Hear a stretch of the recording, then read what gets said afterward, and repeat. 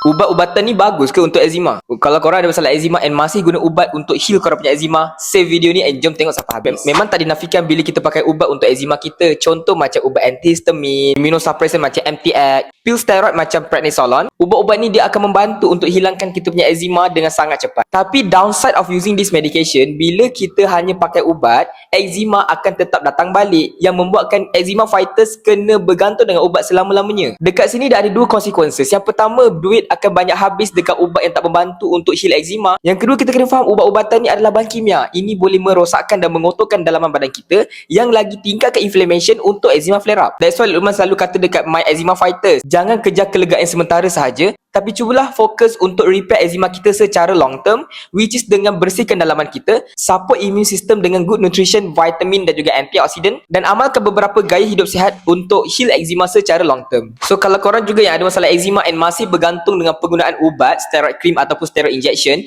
mungkin inilah masanya untuk korang ubah semua tu dan heal eczema korang secara long term.